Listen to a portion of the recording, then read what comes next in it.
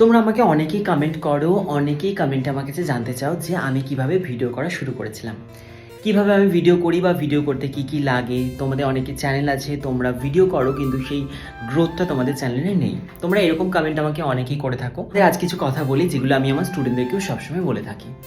সেটা হচ্ছে, তোমার কাছে যা আছে, যা কিছু আছে সেটা দিয়ে আজকেই শুরু করো।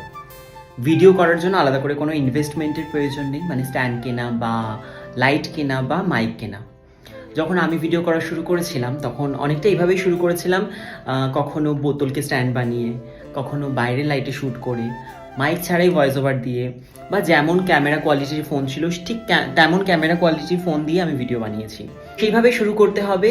আর তুমি যদি ডেডিকেশন দিয়ে ভিডিও করতে থাকো, তুমি কিন্তু ঠিক তোমার লক্ষ্যে পৌঁছে যাবে। আর একটা কথা সবসময় বলবো, সেটা হচ্ছে যে তুমি যখন ভিডিও করবে, সবার সামনে ক্যামেরাটা ধরবে এরকমভাবে, অনেক মানুষ তোমাকে অনেক কথা বলবে। তাদের কথা কানে নিলে চলবে না। এই কান দিয়ে ঢোকাবে, এই কান দিয়ে অবশ্যই বার করে দেবে। যদি তুমি তাদের কথা কানে নিয়ে ভিডিও করা বন্ধ করে দাও, তাহলে কিন্তু কখনোই এই জিনিসটা তোমার বাড়িতে আসবে না। দেখতে পাচ্ছ আমার পেছনে যেটা রয়েছে সেটা হচ্ছে প্লে বাটন। আমার ড্রিম ছিল, আমি সেটা পূরণ করেছি। আমি যদি তাদের কথা শুনে ছেড়ে দিতাম ভিডিও করা, তাহলে কিন্তু কখনোই এটা আমি পেতাম না। তো নিজের স্বপ্ন পূরণ করার জন্য কিন্তু কারো কথা কানে নিলে চলবে না। নিজের লক্ষ্যে পৌঁছে যাও, নিজের কাজটা করে যাও, কারণ মানুষ তো মানুষের কথা বলতেই থাকবে।